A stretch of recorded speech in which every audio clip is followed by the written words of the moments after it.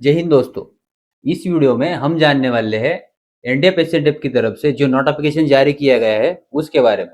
ठीक है, तो इस नोटिफिकेशन में सब कुछ इन्फॉर्मेशन उन्होंने दी है, तो पूरी इन्फॉर्मेशन इस वीडियो में जानेंगे। ठीक है, तो अभी मेरे आपके सामने उनका जो नोटिफिकेशन है वो ओपन है। ठीक है, तो नीचे थोड़ा सा स्क्रॉल डाउन करते हैं, आप देख सकते हो इस नोटिफिकेशन में ऊपर हेडलाइन है एनडीएफ एसएनडीएफ भर्ती रैली 2026-27 8,710 पद। ठीक है, और ये जो उन्होंने नोटिफिकेशन जारी किया है उसका डेट है 18 अगस्त 2026। ठीक है, तो जैसे नीचे आएंगे, नीचे स्क्रॉल डाउन करने के बाद खंड 1 में दिया उन्होंने भर्ती और आवेदन प्रक्रिया के लिए सामान्य निर्देश। खंड 1 A1 आवेदन द्वारा आवेदन का दायरा और प्रस्तुति।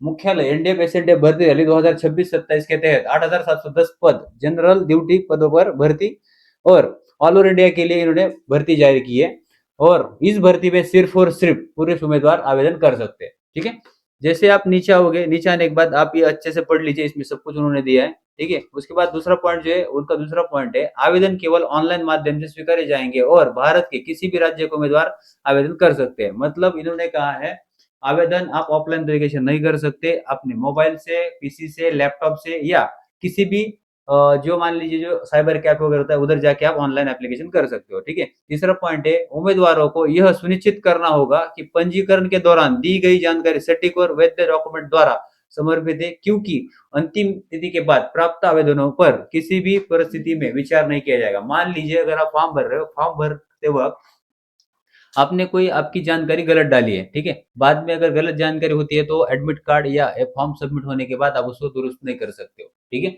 सभी पॉइंट नंबर 4 इसमें दिया है उन्होंने, सभी आगामी निर्देश आधिकारिक वेबसाइट, ईमेल, पंजीकृत मोबाइल नंबर के माध्यम से आपको प्रदान किए जाएंगे। मतलब जब आप फॉर्म भर रहे हो, फॉर्म भरते वक्त आपने जो मेल आईडी डाला है उस मेल आईडी पर, और जो आपने मोबाइल पर रजिस्टर्ड मोबाइल नंबर डाला है उस मोबाइल नंबर पे आपको सभी ओटीपीज, लिंक्स या एडमिट कार्ड आपको आ जाएगा। ठीक है, दूसरा पॉइंट उन्होंने दिया है उपखंड A2 में अधिसूचना को अधिसूचना को अनिर्वाय रूप से पढ़ना और नियमों की स्वीकृति। जनरल ड्यूटी गार्ड पद के लिए आवेदन करने से पहले सभी उम्मीदवारों को शुरू से अंत तक पूरी भर्ती अधिसूचना पीडीएफ पढ़ना जरूरी है। मतलब अभी जो मैं आपके सामने पीडीएफ ओपन की है वो पीडीएफ आपको पढ़ना जरूरी है। ठीक है, यदि कोई उम्मीदवार बिना अधिसूचना पढ़े आवेदन करता है तो बाद में पात्रता, आयु या चयन प्रक्रिया के बारे में कोई भी विवाद या आपत्ति उठाता है तो प्रबंधन जिम्मेदार नहीं होगा। मतलब उन्होंने ऐसा कहा है कि मान लीजिए अगर आपने फॉर्म भरा, गलती से आपको फॉर्म में कोई मिस्टेक हुआ, स्पेलिंग मिस्टेक हो गया, तो बाद में जो एनडीएफ जो है वो जिम्मेदार नहीं होगा। ठीक है, ऑनलाइन आवेदन जमा करने का सभी नियमों और शर्तों को पूरी तरह से पढ़ने, समझने और स्वेच्छा से स्वीकार करने के रूप में माना जाएगा। ठीक है, उसके बाद नीचे आएंगे कानूनी अधिकार, लाइसेंस प्राधिकरण उपखंड बी में वैदिक अनुपालन और अनुमति। इस भर्ती को आयोजित करने के लिए एनडीएफ एसएनडीएफ के पास भारत सरकार के कारपोरेट कार्य मंत्रालय MCA, ministry of corporate affairs, राज्य गृह विभाग और अन्य आवश्यक विभागों से सभी कानूनी लाइसेंस, पंजीकरण प्रमाण पत्र और अनुमतियां है। पॉइंट नंबर 2 दिया है उन्होंने एसएनडीएफ सपोर्ट सर्विसेज प्राइवेट लिमिटेड के निगमन प्रमाण पत्र और ईएमओए फॉर्म संख्या INC 33 बिंदु संख्या 15 के नियमों के अनुसार कंपनी के पास नीचे दिए गए कार्यों को करने की कानूनी अधिकार है। ठीक है ना, अब मान लीजिए कि आपके मन में ये सवाल आया होगा कि यार ये कंपनी ने इतना बड़ा जेआर निकाला है और किस बेस पे भर्ती निकाल रहे हैं। तो जैसे इधर आपने पढ़ा, आप इस पीडीएफ में दिखाया उन्होंने, ये देखिए इधर EMOCA, ये जो है ना, ये सर्टिफिकेट होने की वजह से या उनके पास अलग अलग सर्टिफिकेट है, इसकी वजह से वो भर्ती ले सकते हैं। ठीक है, इसमें अलग अलग पॉइंट से जनशक्ति स्टाफ आवश्यकता का अनुमान लगाना और प्रशिक्षण तथा तैनाती के लिए उपयुक्त उम्मीदवारों का चयन करना, व्यवसायिकों, उद्योगों, सुरक्षा सेवाओं, अन्य मानवीय सेवाओं के लिए कुशल, अर्धकुशल, कुशल व प्रशिक्षित श्रमिकों का प्रदान करना और तैनाती करना। कंपनी स्वयं जनशक्ति भर्ती, चयन, नियुक्ति, प्रशिक्षण और तैनाती के लिए पूरी तरह स्वीकृत है। मतलब इन्होंने कहा है कंपनी स्वयं भर्ती भी कर सकती है, चयन भी कर सकती है और नियुक्ति भी दे सकती है, उसके साथ प्रशिक्षण भी दे सकती है और उनको जॉब भी ऑफर करती है। ठीक है, तो नीचे स्क्रॉल डाउन करेंगे खंड 3 में भर्ती वर्ष और कुल रिक्तियां, तो आप इधर थोड़ा सा नीचे स्क्रॉल डाउन करेंगे, देखिए आप इधर भर्ती वर्ष और कुल रिक्तियां। खंड उपखंड C1 भर्ती विनिर्देश, जनरल ड्यूटी गार्ड पदों के लिए यह भर्ती प्रक्रिया वर्ष 2026-27 के लिए जारी की गई है। इस भर्ती में कुल 8,710 पद है तय किए गए हैं। ठीक है, नीचे स्क्रॉल डाउन करेंगे, इसमें खंड 4 नियुक्ति और कार्य पोस्टिंग की शर्तें। उपखंड D1 कार्य एक्टिवन और तैनाती। नियमों और अधिकारों के अधिकार पर चयनित उम्मीदवारों को उनकी योग्यता, रिक्त कार्य प्रकार और संगठनात्मक आवश्यकता के अनुसार एनडीएफ, एसएनडीएफ, ओएसएस, डीआईसी, एसडीएफ विभागों के उनके अंतर्गत आने वाले किसी भी संघ, संस्थान, परियोजना, कार्यालय, सरकारी विभाग, ग्राहक और कार्यस्थल पर काम दिया जा सकता है और तैनात किया जा सकता है। मतलब मान लीजिए आपने फॉर्म भरा, फॉर्म भरने के बाद आपका सिलेक्शन हो गया हो, ठीक है। तो सिलेक्शन में इनके पास अलग अलग डिपार्टमेंट है, जैसे नेशनल डिटेक्टिव फोर्स, जैसे Indian security services, all security surveillance, detective investigation force और स्पाई डिफेंस एकेडमी, ठीक है। इनमें से किसी भी एक डिपार्टमेंट में आपका टैलेंट देखकर, आपका एक्सपीरियंस देखकर आपको डाला जा सकता है, ठीक है। सभी उम्मीदवारों को यह स्वीकार करना होगा कि नियुक्ति और कार्य आवंटन संस्था के कानूनी अधिकारों, सेवा नियमों, शर्तों और देश तथा राज्यों के कानूनी अनुसार रहेगा, ठीक है। उसके बाद नीचे स्क्रॉल डाउन करेंगे, इधर उन्होंने जो फॉर्म भरने की तिथि है और अंतिम तिथि वो दी है, आप पढ़ सकते हो। ऑनलाइन पंजीकरण और प्रारंभ की तिथि 20 अगस्त 2026 है और अंतिम तिथि 25 सितंबर 2026 दी गई। आधिकारिक उनकी ऑफिशियल वेबसाइट इधर दी है, उन्होंने पोर्टल की जानकारी दी है, देख सकते हो आप। इस भर्ती में संबंधित सभी जानकारियां जैसे ऑनलाइन फॉर्म भरना, पंजीकरण, आवश्यक सूचनाएं, प्रवेश पत्र, परिणाम और अन्य सभी विवरण केवल आधिकारिक वेबसाइट पर उपलब्ध होंगे। आधिकारिक वेबसाइट देख सकते हो आप, ये रही इधर https://recruitment.indianDetective.in/। तो ये उनकी ऑफिशियल वेबसाइट है, ठीक है। नीचे स्क्रॉल डाउन करेंगे तो खंड 7 में पात्रता, मानदंड और आवेदन कौन कर सकता है, इसके लिए दिया गया उन्होंने। तो इस भर्ती के लिए केवल पुरुष उम्मीदवार आवेदन कर सकते हैं। वर्तमान में महिला उम्मीदवारों के लिए कोई भी भर्ती नहीं है। भविष्य में महिलाओं के लिए भर्ती होगी या नहीं, इस प्रबंधन आवश्यकता के आधार पर तय की जाएगी। संगठन आवश्यकता के अनुसार बाद में महिला और ट्रांसजेंडर उम्मीदवारों के लिए अलग से भर्ती निकालेगी, जिसकी सूचना अलग से दी जाएगी, ठीक है। तो मतलब अभी जो भर्ती इन्होंने डिक्लेयर की है उसमें सिर्फ और सिर्फ मेल कैंडिडेट फॉर्म भर सकते हो, महिला और ट्रांसजेंडर उम्मीदवार कोई भी फॉर्म नहीं भर सकता है, ठीक है। नीचे स्क्रॉल डाउन करेंगे, नीचे स्क्रॉल डाउन करने के बाद इधर उन्होंने कितने कुल पद है वो दिखाया है, ठीक है। तो इधर देखने के लिए कुल पद है 8710 पद, नौकरी का स्थान ऑल ओवर इंडिया, मतलब 8710 कैंडिडेट के लिए भर्ती निकली है और ये भर्ती ऑल ओवर इंडिया से कोई भी स्टेट का कैंडिडेट अप्लाई कर सकता है और भर्ती दे सकता है। थोड़ा सा नीचे स्क्रॉल डाउन करेंगे, स्क्रॉल डाउन करने के बाद न्यूनतम शैक्षणिक योग्यता, मतलब आपकी कम से कम शैक्षणिक योग्यता क्या होनी चाहिए ये बताया इधर। तो आप देख सकते हो इस डायलॉग बॉक्स में ये वाला, ठीक है। तो इधर उन्होंने बताया है क्रम संख्या, पैरामीटर और विवरण। पद का नाम है जनरल ड्यूटी, मतलब जो भर्ती निकली है वो 8710 पदों वाली, उसके लिए सिर्फ और सिर्फ जनरल ड्यूटी है। और डिपार्टमेंट इधर नीचे दिए गए उन्होंने, मतलब डिटेक्टिव इन्वेस्टिगेशन विभाग, गार्ड विभाग, सुरक्षा विभाग, पेट्रोलिंग विंग और क्यूआरटी, ठीक है। ये सब इसमें दिया है उन्होंने। और कम से कम आपकी शैक्षणिक योग्यता इसमें 10वीं पास होनी चाहिए। अगर आप 10वीं पास से, मतलब आप 9वीं पास भी होते हो तो आप अप्लाई नहीं कर पाओगे, ठीक है। और 10वीं के पास आपका 12वीं पास हो, ग्रेजुएशन हो, डिप्लोमा हो, डिग्री हो, कुछ भी हो, आप अप्लाई कर सकते हो, ठीक है। उसके साथ नीचे महत्वपूर्ण सूचना है, जिन उम्मीदवारों ने 10वीं पास नहीं की है वे इस पद के लिए आवेदन करने के पात्र नहीं होंगे। ऐसे उम्मीदवारों का आवेदन किसी भी स्तर पर अस्वीकार किया जाएगा, ठीक है। ये बात ध्यान रखिए, मैंने जैसे पहले बोला आपको कि कम से कम आपकी 10वीं पास चाहिए, अगर आप 9वीं पास होते हो तो आप अप्लाई नहीं कर पाओगे, ठीक है। शारीरिक मापदंड इधर बताया, नीचे स्क्रॉल डाउन करेंगे खंड 10 पे, ठीक है। शारीरिक आवश्यकता है क्रम संख्या, विवरण और सूचना।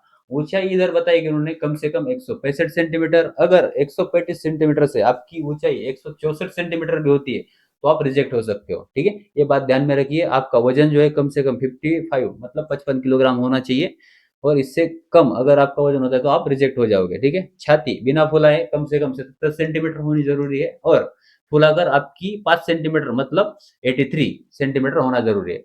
दौड़, मतलब जो रनिंग होगी इसमें, रनिंग जो है 800 मीटर, और उसके लिए आपको टाइम दिया गया है 3 मिनट 30 सेकंड।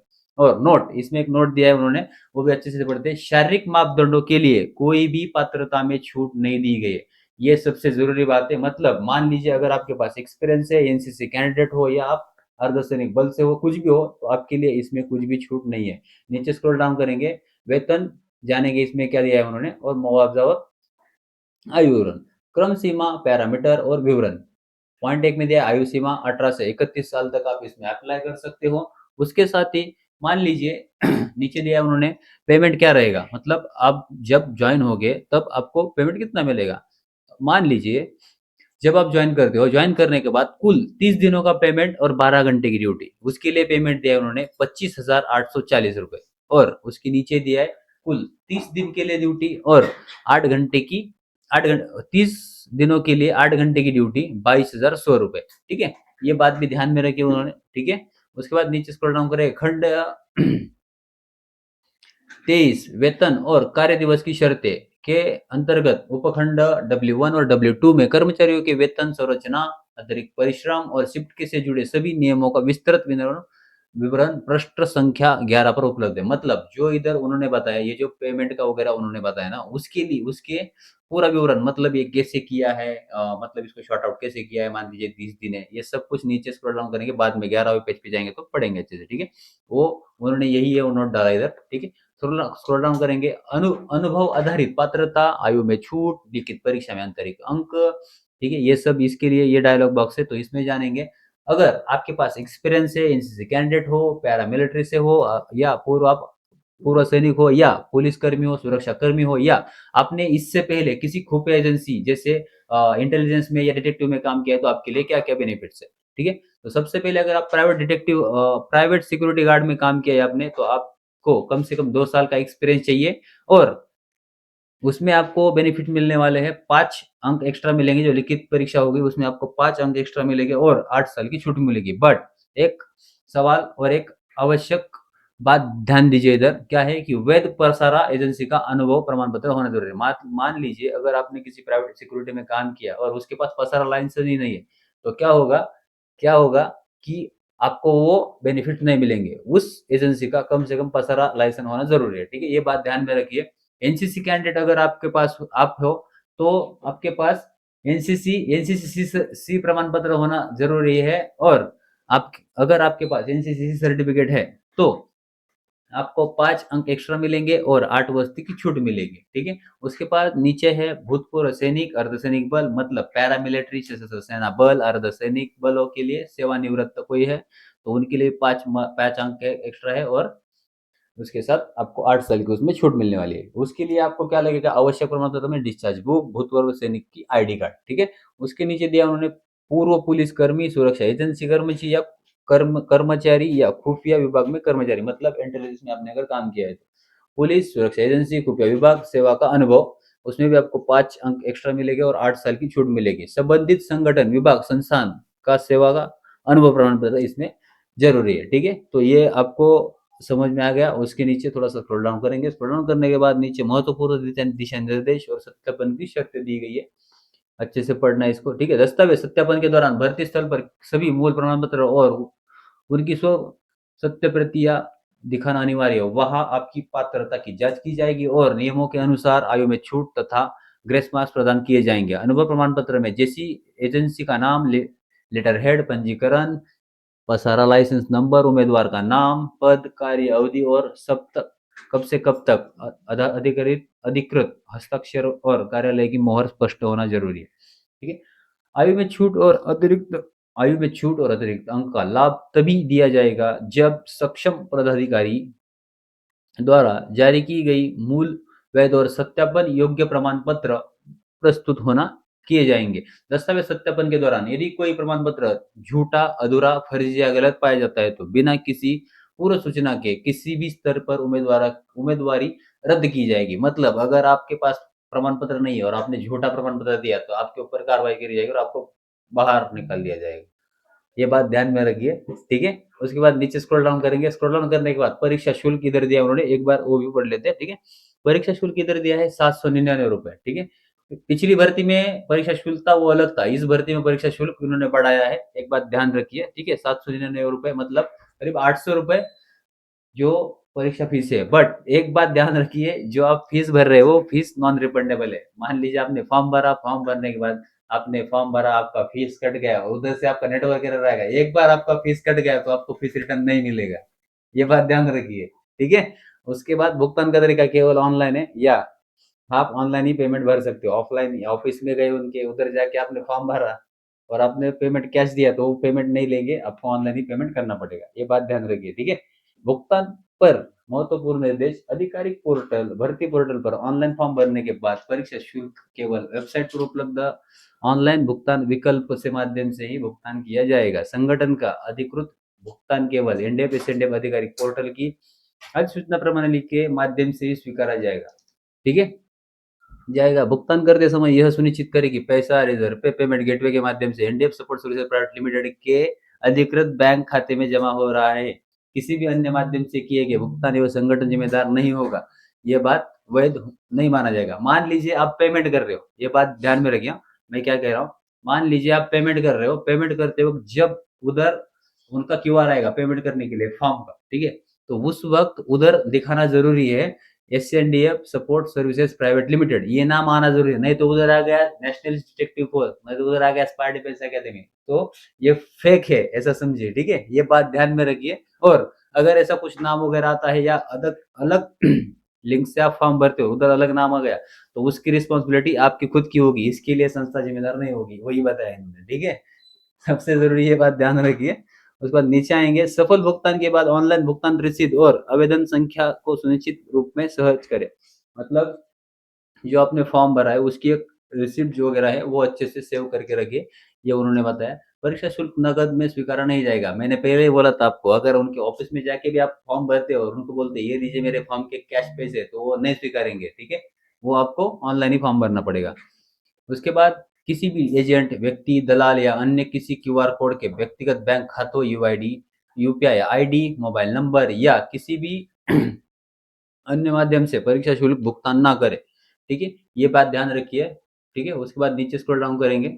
एक बार भुगतान किया गया परीक्षा शुल्क, एक बार भुगतान किया गया परीक्षा शुल्क पर किसी भी परिस्थिति में वापस नहीं किया जाएगा। फॉर्म रद्द होने पर, फॉर्म वापस लेने, परीक्षा या अनुमति रहने, अयोग्यता के किसी भी कारण से परीक्षा शुल्क वापस नहीं दिया जाएगा। ये बात ध्यान रखिए। ओके, उसके बाद नीचे स्क्रॉल डाउन करेंगे। नीचे स्क्रॉल डाउन करने के बाद नीचे आते हैं हम। नीचे आने के बाद महत्वपूर्ण दिशा निर्देशों, भर्ती प्रक्रिया, सामान्य भर्ती प्रक्रिया के नियम।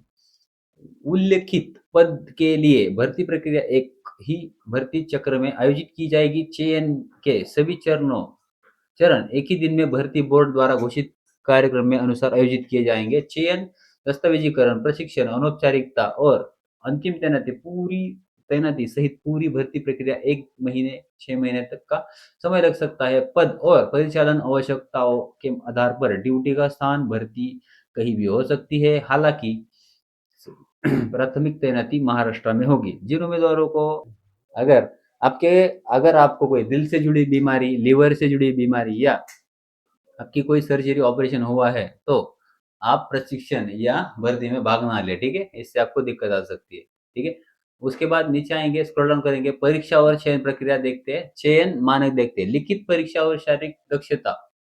ठीक है, उम्मीदवारों की बुनियादी योग्यता और शारीरिक फिटनेस का आकलन करने के लिए बनाई गई है। परीक्षा और मानक सरल है और भारत की प्रमुख रक्षा प्रणालियों, अर्धसैनिक संगठनों और अपनाई जाने वाली भर्ती की प्रक्रिया के समान है। मतलब जैसे आर्मी, पुलिस में भर्ती होती है, वैसी भर्ती प्रक्रिया। ठीक है, चयन देखते, चयन का विवरण क्या है इधर नीचे दिया उन्होंने। फर्स्ट में देखिए आप, तो चयन में क्या है, भर्ती अधिसूचना के ध्यान से पढ़े और समझे, फिर आवेदन जमा करें। उसके बाद दूसरा पॉइंट है, निर्धारित समय तिथि पर भर्ती स्थल पर पहुंचकर शारीरिक चिकित्सा एवं लिखित परीक्षा में भाग ले। चरण 3 में परिणाम घोषित होने के बाद आवश्यक प्रशिक्षण दस्तावेज जमा करें, प्रशिक्षण शुल्क का भुगतान करें और प्रशिक्षण पंजीकरण प्रक्रिया पूरी करें।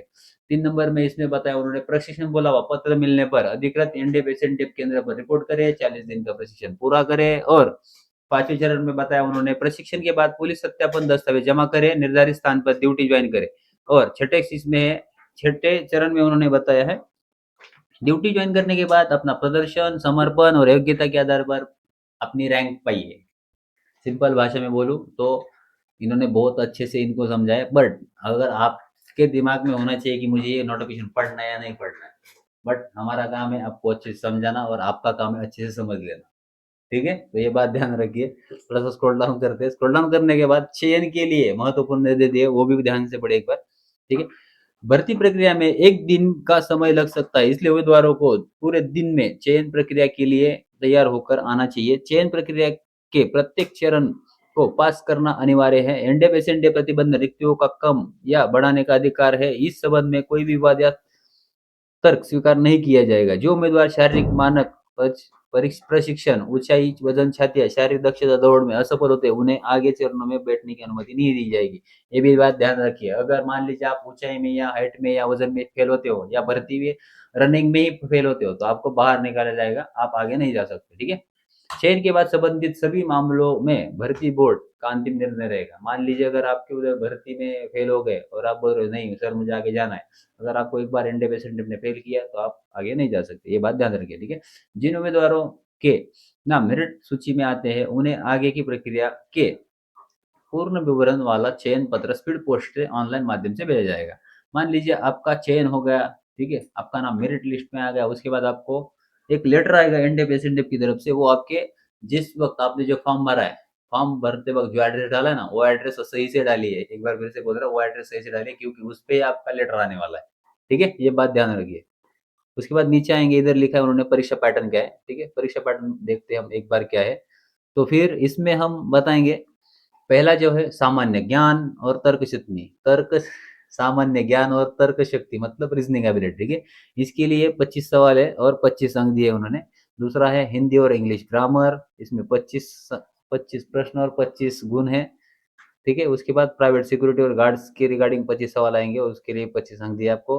और भारतीय राजनीति, इसके लिए भी 25 सवाल है और 25 अंक है। और इन कुल मिलाकर आपको 100 सवाल 100 अंक 60 मिनट, मतलब आपको इसमें 1 घंटा मिलेगा पेपर सॉल्व करने के लिए। समझ रहे हो?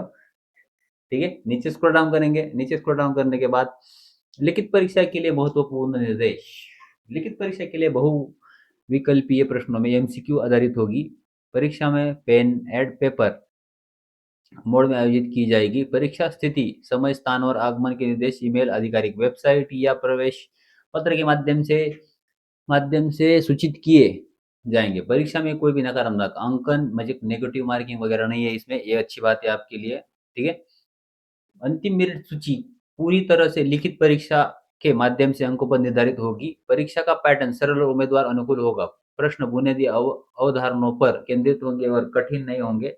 परीक्षा का स्तर 10वीं पास रहेगा। मतलब पेपर इतना आसान है कि जो 10वीं के कैंडिडेट है ना वो भी पेपर को सॉल्व कर पाएंगे, ये उन्होंने कहा है इसमें।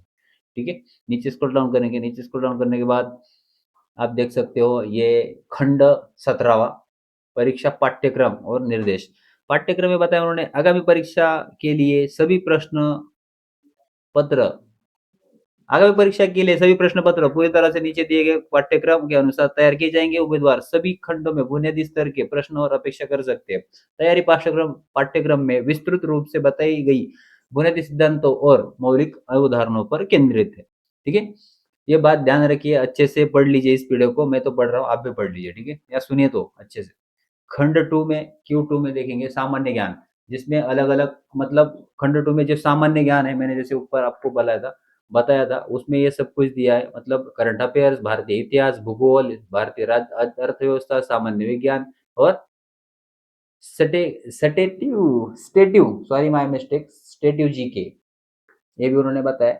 नीचे आएंगे, ठीक है, नीचे आने के बाद तर्क शक्ति में रीजनिंग एबिलिटी में क्या क्या दिया, कोडिंग डिकोडिंग, रक्त संबंधी, ब्लड रिलेशन, डिफेंस, स्टेट,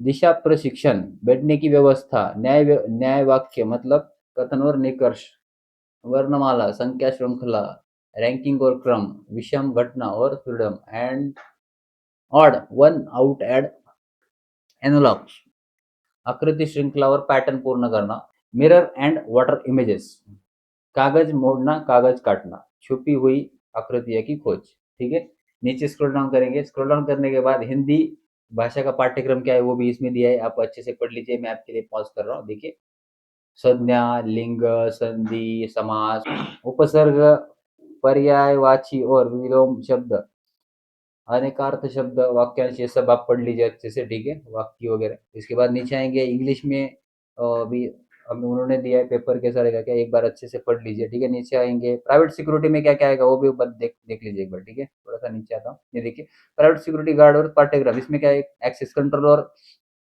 अंगतुक प्रबंधन, गेट रजिस्टर, सामग्री लॉक, चालान, इनवॉइस की जांच, ये सब कुछ इसमें दिया है। एक बार अच्छे से पढ़ लीजिए, ठीक है। ये सब कुछ इसमें दिया है। भारतीय राजनीति में क्या है वो भी उन्होंने बताया है। नीचे स्क्रॉल डाउन करेंगे, नीचे आएंगे तो जब आप आवेदन करोगे, ठीक है, जब आप आवेदन करोगे तो आवेदन करते वक्त आप क्या क्या डॉक्यूमेंट लाओगे बताओ। तो सबसे जरूरी ये है कि जो मैं अभी बताने वाला हूं आपको, ये बात ध्यान रखिए, आपको फॉर्म भरते वक्त कौन से डॉक्यूमेंट साथ में रखने, ठीक है। सबसे पहला, प्राथमिक मोबाइल नंबर, जो आपका एक मोबाइल नंबर है वो अनिवार्य है, ठीक है। उसके बाद आपकी ईमेल आईडी और मोबाइल नंबर सबसे जरूरी है, ये बात ध्यान रखिए, ठीक है। क्यों? क्योंकि उस पे ओटीपी आता है, उस पे एडमिट कार्ड आता है और उस पे सब कुछ, आपका पोस्ट का कार्ड भी आता है, ठीक है। ये बात ध्यान रखिए, ठीक है। उसके बाद एक अल्टरनेटिव मोबाइल नंबर लगेगा, वो भी लगेगा आपको। उम्मीदवार का पहला नाम मतलब खुद का नाम, आपके पिताजी का नाम, आपका सरनेम, आपके माताजी का नाम, डेट ऑफ बर्थ, अंतिम शैक्षणिक योग्यता मतलब आपकी पढ़ाई क्या हुई है वो डालना है। उसके बाद मकान मतलब आपका घर का एक नंबर आता है एड्रेस पे, जैसे आप रहते हो एक गली में, उस गली में आपका घर कितने नंबर पे वो दिखाता है। उसके बाद लैंडमार्क मतलब नियर बाय आपके किसी मंदिर है, गोडाउन है, टाउन है, सिटी है, पोल है, क्या है वो डालना है उधर। गांव का नाम आपके, ठीक है, गांव का नाम आपके। उसके बाद आपका जो तालुका है वो डालना है उधर, तालुका तहसील जो का है। उसके बाद आपका डिस्ट्रिक्ट या जिला डालना है, आपका स्टेट कौन सा है वो डालना है, और उसके साथ आपका एरिया का पिन कोड डालना है, बस इतना ही लगेगा।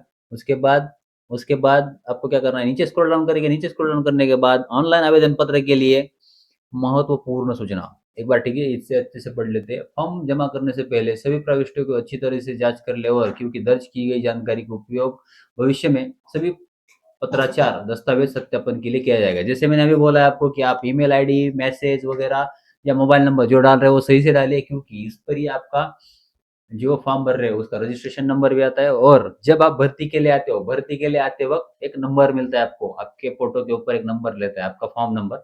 वो फॉर्म नंबर भी आपके मेल आईडी पे भी आता है आपको, ठीक है। तो वो फॉर्म नंबर आपको जरूरी रहता है, ये बात ध्यान रखिए। इसलिए मैं बोल रहा हूँ कि फॉर्म भरते वक्त जरा ध्यान से फॉर्म भरे, ठीक है। नीचे आएंगे, नीचे आने के बाद आवश्यक दस्तावेजों की सूची, जैसे अभी ऊपर जो दस्तावेज थे वो थे फॉर्म भरने के लिए, ठीक है।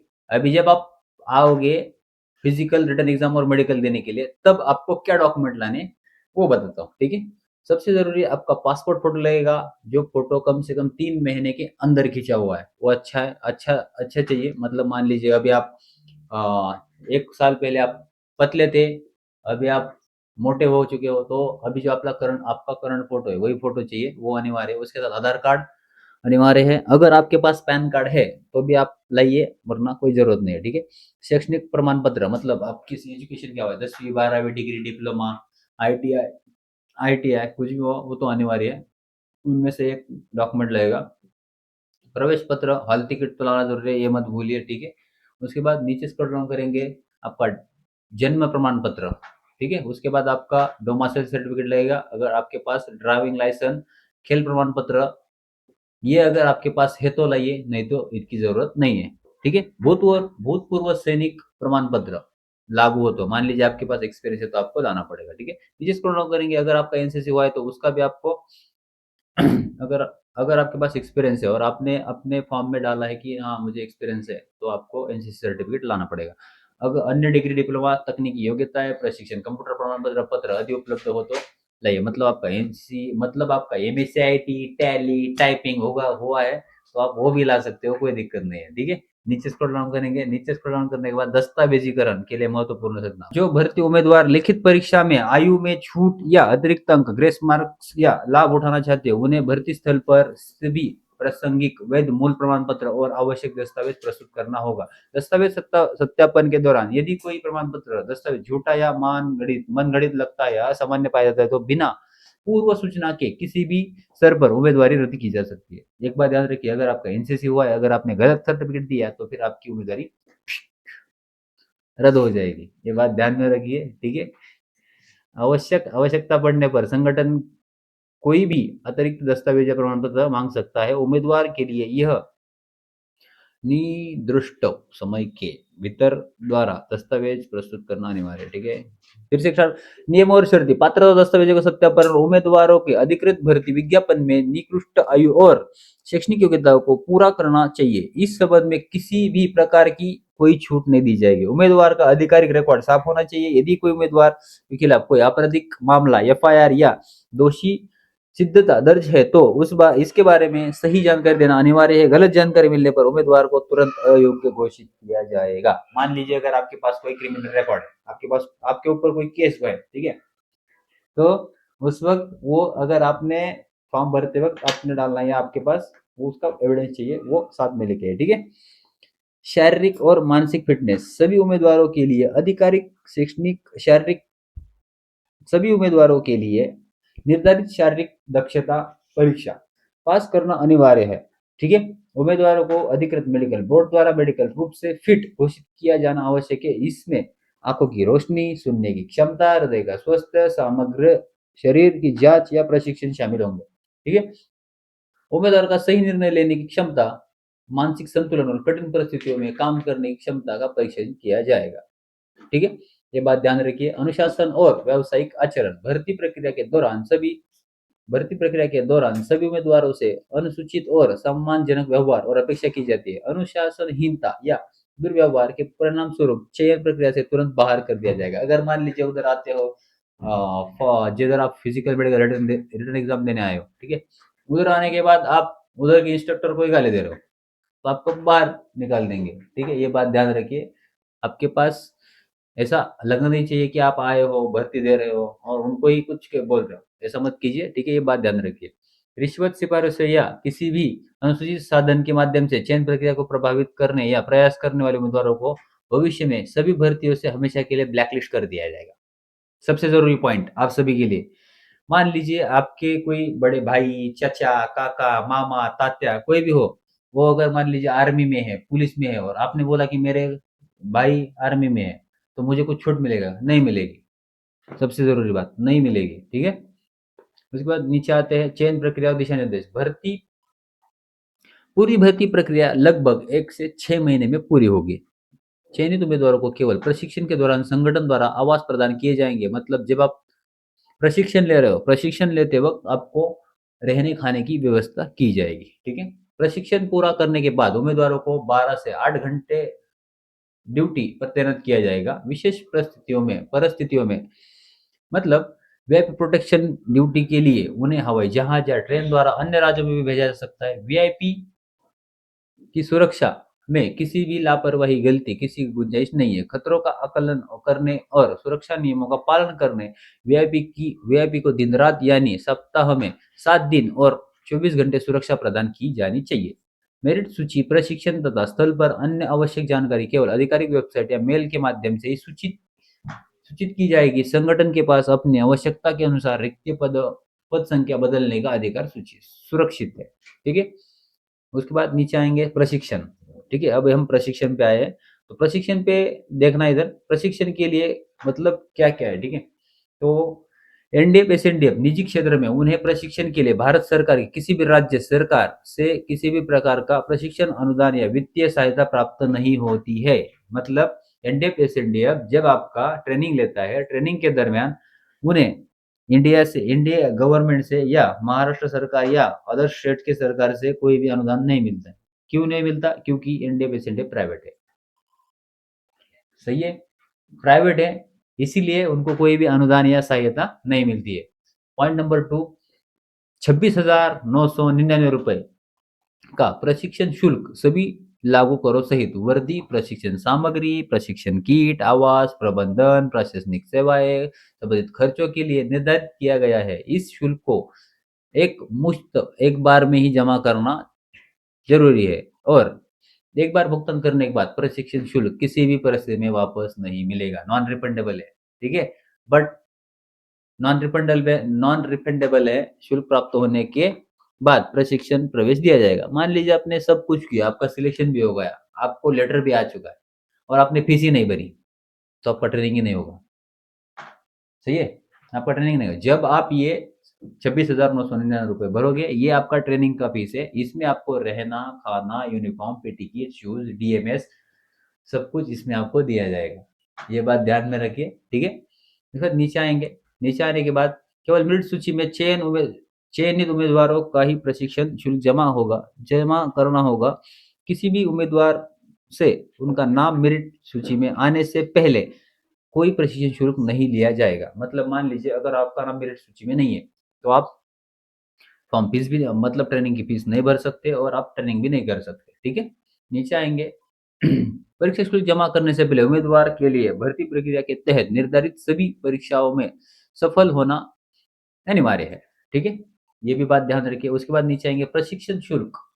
प्रत्येक प्रशिक्षण बैच में सीटों की संख्या सीमित है, इसलिए चयनित उम्मीदवारों को निर्धारित समय के भीतर प्रशिक्षण शुल्क जमा करना है।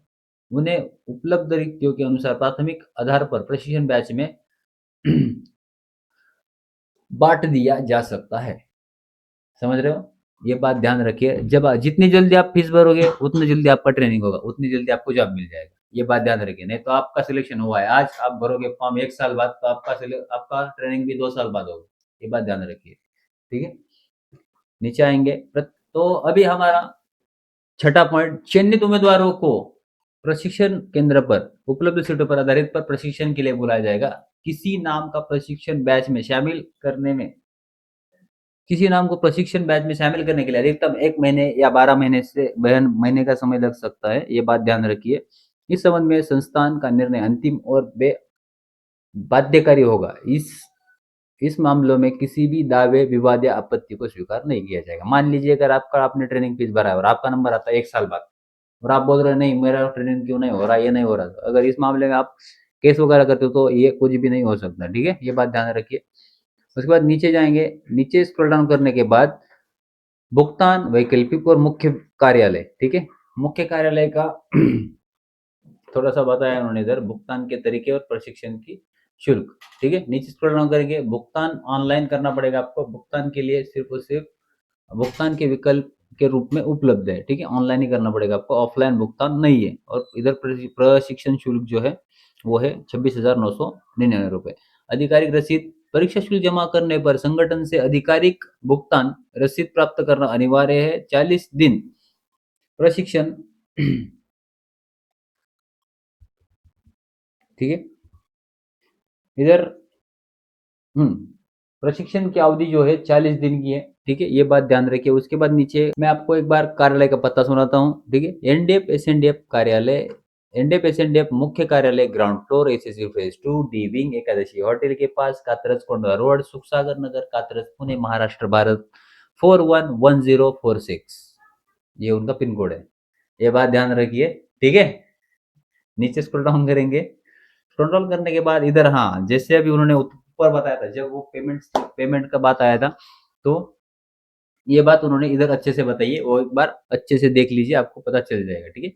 इसमें बताया उन्होंने वेतन घंटे के हिसाब से ड्यूटी 12 घंटे 8 घंटे, ठीक है? तो इसमें उन्होंने बताया है मासिक वेतन क्या है आपको 25,840 रुपए, 22,100 रुपए। 12 घंटे की ड्यूटी के लिए आपको 25,840 रुपए वेतन है और 8 घंटे की ड्यूटी के लिए 22,100 रुपए देते हैं, ठीक है? और कार्य दिवस में देखे जाओगे तो आप दोनों में 8 घंटे और 12 घंटे की ड्यूटी में आपको 30 दिन काम करना है, ठीक है? दैनिक वेतन जो है 12 घंटे की ड्यूटी के लिए 861.33 रुपए आपको पर डे है और 8 घंटे की ड्यूटी के लिए 736.67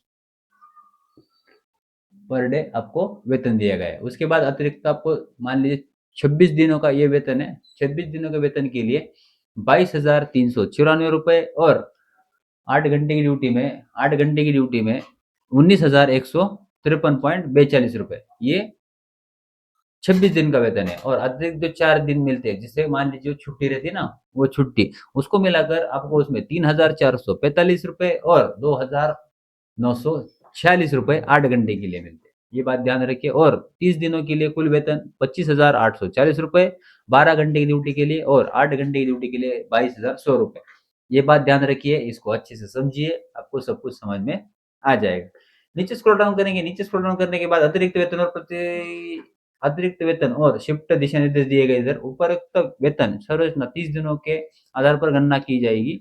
निर्धारित ड्यूटी के दिन में कर्मचारी द्वारा अनुपस्थिति छुट्टी लेने की स्थिति में लागू दैनिक दर के अनुसार वेतन समायोजन कटौती की जा सकती है। 8 घंटे की ड्यूटी के लिए दैनिक वेतन दर 736.67 और 12 घंटे की ड्यूटी के लिए 861.33 तय की गई। मतलब आप जो है पर डे के हिसाब से इधर बताया उन्होंने, एक बात ध्यान दीजिए उधर। निर्धारित कार्य दिवसों से अधिक किए गए कार्य के लिए अतिरिक्त दिनों के भुगतान लागू दिन दैनिक वेतन दर और कंपनी के नियमों के शर्तों के अनुसार अनुसार किया जा सकता है। वीआईपी सुरक्षा के हेतु निर्धारित 12 घंटे की ड्यूटी के बजाय 24 घंटे की ड्यूटी सौंपी जा सकती है, तो लागू टी एंड सी के और परिचालन व्यवस्था के अनुसार कर्मचारी को अतिरिक्त भुगतान का अगले दिन अवकाश आराम या दिन प्रदान किया जा सकता है। संगठन की आवश्यकताओं के अनुसार ड्यूटी का समय, शिफ्ट, पोस्टिंग, कार्यस्थल निर्धारित संशोधित किया जा सकते हैं। ठीक है, ये बात समझ में आ गई आपको। और इन्होंने एक और पॉइंट डाला इधर, पॉइंट ये है लागू वेतन और कटौती के भुगतान। ये बात ध्यान में रखिए, ठीक है। मैं अभी पढ़ता हूँ, आप सुनिए। प्रासंगिक कानूनों और नियमों के कंपनी के नियमों और शर्तों के अनुसार यदि लागू हो तो भविष्य में निधि, पीएफ, व्यवसायिक कर, पीडी टैक्स, ईएसआईसी या अन्य अनिवार्य कटौती की जाएगी। मतलब मान लीजिए अगर आपको पेमेंट है 25,840 रुपए, बाद में आपका पीएफ, एसआई कट गया, ठीक है, तो वो भी उसी पेमेंट से कट जाएगा। ये भी बात ध्यान में रखिए, ठीक है। नीचे आएंगे, नीचे आने के बाद कर्मचारी द्वारा कंपनी की संपत्ति, उपकरण, वर्दी या अन्य अधिकृत सामग्रियों का नुकसान पहुंचे जाने पर स्थिति में लागू नियमों के और वैध प्रक्रियाओं के अनुसार आवश्यक समायोजन किए जा सकते हैं। ठीक है, नीचे आएंगे वास्तविक वेतन वितरण, कर्मचारी और उपस्थित ड्यूटी रिकॉर्ड, अधिकृत छुट्टियों की अतिरिक्त ड्यूटी और अन्य लागू शर्तों के आधार पर तय की जाएगी। नीचे स्क्रॉल डाउन करेंगे, ड्यूटी और तैनाती कर्मचारी कंपनी द्वारा निर्धारित सुरक्षा चौकिया, साइटों, कार्यालय, औद्योगिक परिसरों, सोसाइटी, प्रतिष्ठान, अन्य अधिकृत स्थानों पर तैनात किया जा सकता है। कंपनी की परिचालना आवश्यकता के अनुसार कर्मचारी की ड्यूटी, शिफ्ट, पोस्टिंग और कार्यस्थल बदला जा सकता है।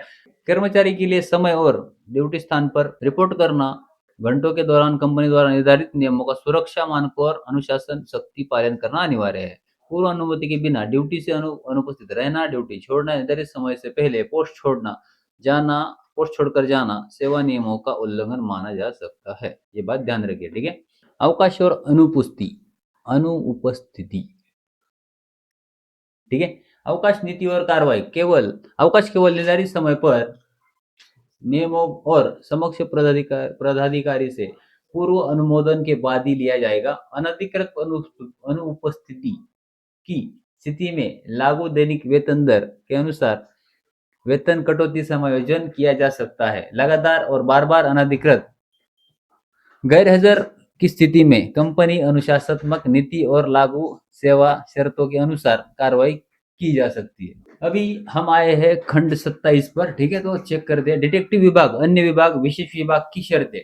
यदि कर्मचारी को डिटेक्टिव विभाग में किसी भी अन्य विभाग में काम करने के लिए सौंपा जाता है तो काम की प्रकृति और संगठन की आवश्यकता के आधार पर ड्यूटी के घंटे, शिफ्ट, कार्यक्षेत्र और भुगतान की शर्तें अलग हो सकती है। ऐसे मामलों में प्रासंगिक नियुक्ति आदेश और लागू नियम व शर्तें प्रभावी होंगी। ठीक है, नीचे आएंगे अंतिम एवं महत्वपूर्ण खंड, सामान्य प्रशासन। उपर्युक्त वेतन संरचना केवल निर्धारित वेतन और कार्य दिवसों पर विवरण प्रस्तुत करती है। अंतिम देय वेतन कटौती, अतिरिक्त भुगतान, छुट्टियां, ड्यूटी के घंटे, शिफ्ट, पोस्टिंग और भत्ते, अन्य सेवा संबंधी लाभ, शर्तें कर्मचारी के नियुक्ति पत्र कंपनी के नियम और शर्तों तथा लागू कानूनी नियमों के अधीन होंगी। कंपनी द्वारा सभी परिस्थितियों में लागू संबंधित प्रावधानों का पालन किया जाएगा। ठीक है, खंड इधर आते हैं 19, ठीक है, 19 खंड पे आते हैं। कानूनी खंड, कानूनी शर्तों और संशोधन। कर्मचारी की सेवा, वेतन, ड्यूटी, अवकाश, कटौती, अतिरिक्त कार्य, तैनाती और अन्य सभी सेवा शर्त कंपनी द्वारा समय समय पर जारी और संशोधित नियुक्ति पत्र, वेतन संरचना, सेवा नियम और नियमों के द्वारा नियंत्रित रहेगी। इस दस्तावेज में लिखित राशि और शर्त लागू संबंधित प्रावधानों पर अधीन रहेगी। इस संगठन के पास जब भी आवश्यक हो संगठनात्मक और कानूनी आवश्यकताओं के अनुसार सभी संबंधित बदलने का अधिकार सुरक्षित है। ठीक है, उसके बाद किसी भी विसंगत और मामले में लागू कानून और कर्मचारी विधिवत जारी नियुक्ति सेवा दस्तावेज या शर्त प्रभावी मानी जाएगी। ठीक है, नीचे स्क्रॉल डाउन करेंगे, उसके बाद हम आते हैं प्रशिक्षण शुल्क और लागत विवरण पर। ठीक है, ये शुल्क उच्च गुणवत्ता वाले प्रशिक्षण समर्थन करते हैं जो उद्योग, सरकार के मानकों जैसे के अनुसार है। शारीरिक आत्मरक्षा और प्राथमिक चिकित्सा अभ्यास के लिए प्रशिक्षण मैदानों, कक्षा और उपकरणों का रखरखाव आमतौर पर पूर्व सैनिक, वरिष्ठ सुरक्षा पेशेवर या परिश्रम जो उच्च स्तरीय और व्यावहारिक विशेष तज्ञ प्रदान करते हैं। पेशेवर सुरक्षा भूमिकाओं के लिए आवश्यक जटिल कौशल सीखना, जैसे संकट प्रतिक्रिया, कानूनी प्रतिक्रिया के लिए जोखिम मानका और जोखिम मूल्यांकन। ठीक है, नीचे स्क्रॉल डाउन करते हैं आवासीय और कल्याणकारी खर्च, जैसे ये लागतें आवासीय प्रशिक्षण कार्यालय और के दौरान उम्मीदवारों को प्रदान किए जाने वाले तार्किक लॉजिस्टिक समर्थन का कवर करती है। एनडीएफ द्वारा प्रशिक्षण का पूरा अवधि के लिए सुरक्षित आवास और प्रदान किया जाता है। सभी उम्मीदवारों के लिए सुबह का नाश्ता, दिन में 2 बार पौष्टिक भोजन, यूटिलिटी, बिजली, पानी आदि सुविधा, रखरखाव और प्रशासनिक सहायता के लिए कवरेज।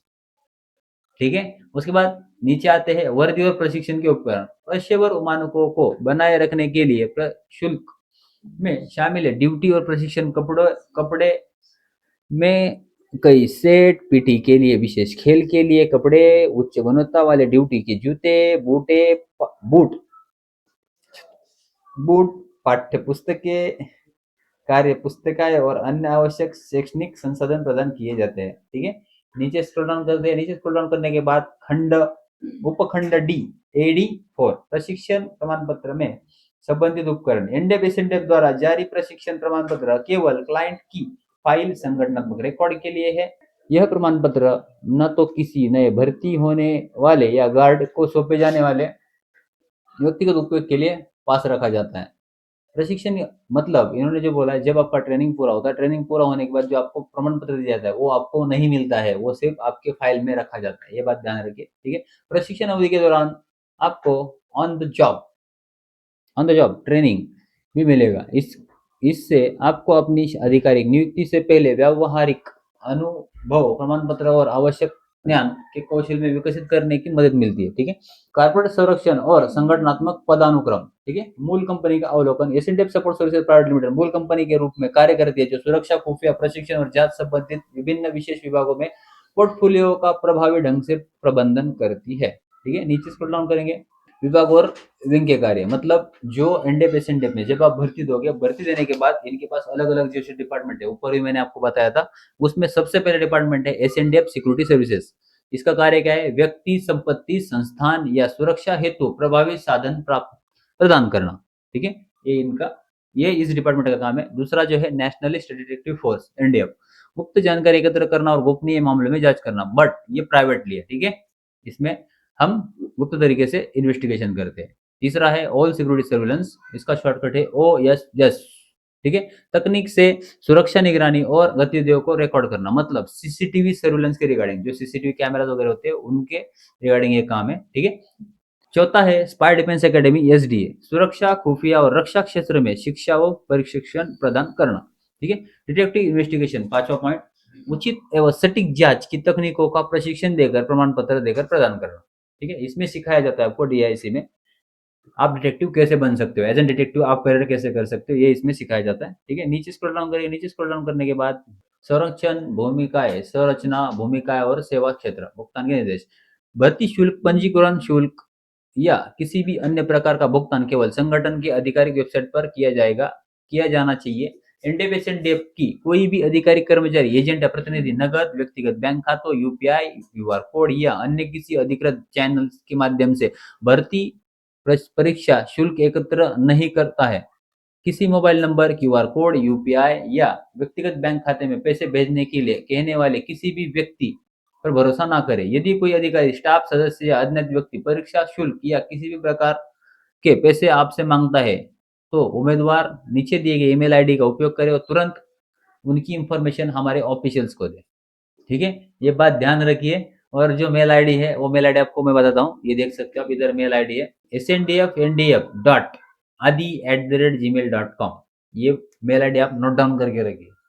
ठीक है, उसके बाद नीचे आएंगे, संगठन भ्रष्टाचार, घूसखोरी, दलाली या एजेंट प्रणालियों को सख्त से प्रतिबंधित करता है। ठीक है, नीचे आते हैं। नीचे आने के बाद सबसे जरूरी इनके अलग अलग 2 ऑफिशियल वेबसाइट है, वो भी आपको बता देता हूँ। आधिकारिक वेबसाइट जो है https://www.sndfndf.com, ये उनकी ऑफिशियल वेबसाइट है, ठीक है। उसके बाद नीचे दिया है उन्होंने https://ndetective.com, ये दो वेबसाइट है उनके, ठीक है। उसके बाद नीचे आएंगे, उन्होंने उनके सोशल मीडिया अकाउंट्स बताए, एक बार देख सकते हो। ये सोशल मीडिया अकाउंट है and detective, Instagram ID, Facebook ID. उसके बाद ये एशियन डेप गार्ड का है, ठीक है। ये ऑल सिक्योरिटी सर्विलेंस का है। नीचे आएंगे, स्क्रॉल डाउन करेंगे, ये आप अच्छे से इंटरनेट पे भी आप सर्च करोगे तो आपको मिल जाएंगे, ठीक है। इधर उन्होंने लिंक वगैरह दिया। आप नीचे आओ, महत्वपूर्ण सूचना, ऊपर सूचीबद्ध आधिकारिक चैनलों पर दी गई जानकारी अंतिम और वैध होगी। किसी भी अन्य स्रोत पर प्राप्त जानकारी किसी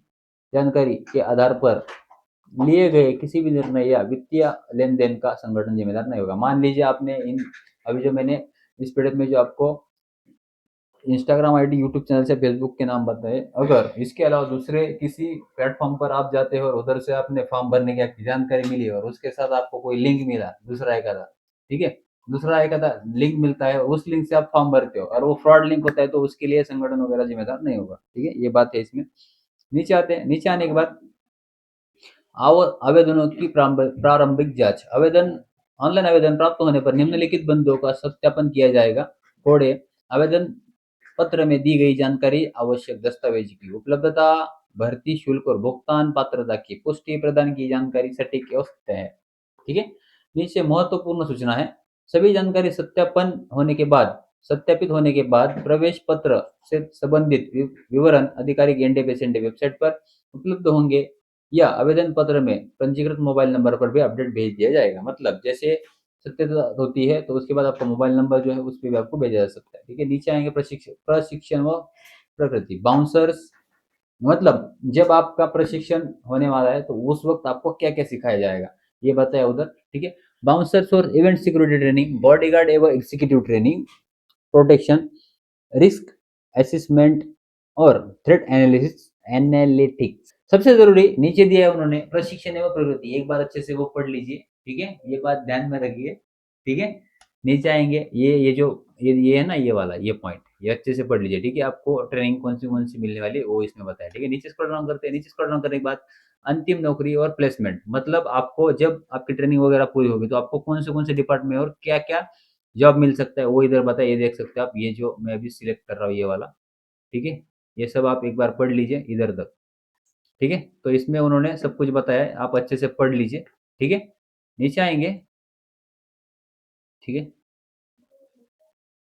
नीचे आने के बाद थोड़ा सा स्क्रॉल डाउन करते हैं, स्क्रॉल डाउन करने के बाद इधर आते हैं हम, कर्तव्यों की प्रकृति। नीचे मतलब जो एनडेप एसएनडेप है उनके कहाँ कहाँ हुआ करती है, या सिक्योरिटी गार्ड अगर आप जॉब करते हो तो आपको कहाँ कहाँ जॉब मिल सकती है वो इधर बताया, इधर से आप देख सकते हैं, ये वो लिखिए, ठीक है। मैं आपको सिलेक्ट करके बताऊँ, ये जो है इधर तक, ठीक है। तो ये इसमें क्या क्या है उन्होंने बताया कि आपको एज एन सिक्योरिटी गार्ड जब आप जॉब करोगे तो आपको कहाँ कहाँ प्लेसमेंट मिल सकती है। उसके बाद इधर मासिक वेतन या अन्य भत्ते क्या है वो बताया उन्होंने इधर, ठीक है। सॉरी, वेतन और लाभ ये बताया उन्होंने। मासिक वेतन, यात्रा भत्ते लागू, आवास सुविधा शर्त लागू, पेट्रोल भत्ते, भोजन की सुविधा लागू, ये सब उन्होंने बताया, एक बार अच्छे से पढ़ लीजिए, ओवर टाइम अगर लागू हो तो, ठीक है। उसके बाद पदोन्नति मतलब रैंक, आपको रैंक कब मिलती है, ठीक है। जो पदोन्नति और करियर विकास इसमें जो बताया गया है वो आपको बता देता हूँ, ठीक है। Team leader, supervisor, investigation officer, ये सब कुछ इधर दिया है, इधर से आप देख सकते हो, इधर से अच्छा वाला ये पॉइंट पढ़ लीजिए, इसमें आपका प्रमोशन भी हो सकता है, ये भी बात ध्यान रखिए, ठीक है। उसके बाद नीचे आएंगे तो अब हम जानेंगे महत्वपूर्ण निर्देश, ठीक है। ऊपर से अच्छे से पढ़ लेना है आपको, आपने, ठीक है। तो नीचे दिया है, पंजीकृत कंपनी एनडेप एसएनडेप के पास अपनी प्रोप्राइटरशिप प्राइवेट लिमिटेड पंजीकरण तक पसारा लाइसेंस और सभी महत्वपूर्ण दस्तावेज है, जिनसे पैन, श्रम लाइसेंस, ईएसआईसी और पीएफ के प्रमाण पत्र शामिल है, ठीक है। उसके बाद अधूरे आवेदन स्वीकार नहीं जाएंगे, ये भी बात ध्यान रखिए। अंतिम नौकरी प्लेसमेंट पूरी तरह से संगठन और आवश्यकता को उपलब्ध रखती है और प्रशासनिक नियमों के निर्णयों के आधार पर की जाएगी, ठीक है। उसके बाद नीचे आएंगे, संगठन के सभी नियम, शर्तों, नोतियां समय समय पर संबोधन के अधीन है, सभी उम्मीदवारों के लिए उनका पालन करना अनिवार्य है। एनडीएफ एसएनडीएफ का प्रशिक्षण पूरा होने के बाद तैनाती में कुछ समय लग सकता है, इसके लिए कृपया ध्यान रखें, ज्वाइनिंग लेटर मिलने में कुछ समय लग सकता है। और प्रशिक्षण पूरा होने के बाद एनडीएफ एसएनडीएफ द्वारा कोई आवास योजना प्रदान कोई भी आवास प्रदान नहीं किया जाएगा, ठीक है। ये बात भी ध्यान रखिए। उसके बाद महत्वपूर्ण निर्देश और पात्रता, भर्ती के दौरान भर्ती के दौरान इलाके या राज्य आधार पर कोई भी प्राथमिकता नहीं दी जाएगी। पूरे भारत में सभी पात्र उम्मीदवारों को समान अवसर दिए जाएंगे। मान लीजिए जैसे गवर्नमेंट में होता है कैटेगरी वाइज डिवाइडेशन, मतलब एससी, ओबीसी, ये सब जो कैटेगरी होती है, ये इस भर्ती में कैटेगरी वगैरह नहीं है, सभी ओपन में फॉर्म भर सकते हैं और डिवाइडेशन वगैरह कुछ नहीं है। ठीक है, नीचे आएंगे भुगतान संबंधी निर्देश और सुरक्षा। फॉर्म भरने या भुगतान करने से पहले किसी भी जानकारी के लिए हमारे आधिकारिक हेल्पलाइन नंबर 9970323155 पर संपर्क कीजिए। यदि भुगतान विफल हो जाता है, पैसे कट जाते हैं या बैंक से जुड़ी तकनीकी समस्या के कारण देरी होती है या संगठन जिम्मेदार नहीं होगा। ये बात ध्यान रखिए। ठीक है, मैंने पहले ही बोला था आपको, मान लीजिए आप फॉर्म भर रहे हो, फॉर्म भरते हो आपका पेमेंट कटा है, पेमेंट कटने के बाद अगर आप कुछ टेक्निकल रहता है आपका पेमेंट कटता है तो उसके लिए एनडे पेसेंडे जिम्मेदार नहीं होगा। ठीक है, नीचे स्क्रॉल डाउन करेंगे, उपखंड ऑफलाइन फॉर्म और आधिकारिक जानकारी जिम्मेदारी। प्रवेश पत्र प्राप्त होने या किसी भी तकनीकी समस्या के लिए संगठन जिम्मेदार नहीं ठहराएगा। वेबसाइट भर्ती पोर्टल पर सही जानकारी प्रदान करना और समय पर अपडेट देखना आपकी स्वयं जिम्मेदारी होगी। समझ रहे हो? ठीक है, उसके बाद नीचे आएंगे, यदि आप किसी साइबर कैफ या अन्य व्यक्ति की मदद से फॉर्म भरते हो या अपनी सेवा के लिए आधिकारिक शुल्क लेते हो तो एनडीएफ एसएनडीएफ जिम्मेदार नहीं होगा। इसके अलावा ग्राउंड चयन परीक्षा पास होने के नाम पर कोई भी अतिरिक्त शुल्क नहीं लिया जाता। सभी के लिए अवसर समान होते हैं। ठीक है, उसके बाद नीचे स्क्रॉल डाउन करेंगे, भर्ती ग्राउंड और प्रवेश निगम। यदि आप भर्ती के बीच में मैदान छोड़कर जाते हैं तो अनुपस्थित रहते हो तो देर से पहुंचते हो तो इसके लिए पूरी तरह से आप जिम्मेदार होंगे। संगठन के पास पुनर्प्रवेश से इनकार करने तक पूरे अधिकार सुरक्षित है। यदि भर्ती प्रक्रिया के दौरान कोई ब्रेक होता है निर्धारित समय पर वापस रिपोर्ट करना आपकी स्वयं जिम्मेदारी होगी। ठीक है, उसके बाद नीचे, यदि कोई उम्मीदवार किसी भी कारण एनडीए पेसेंडे भर्ती रैली में भाग नहीं लेता है तो शुल्क वापस नहीं किया जाएगा और वैयक्तिक भर्ती के लिए कोई अलग प्रावधान नहीं है।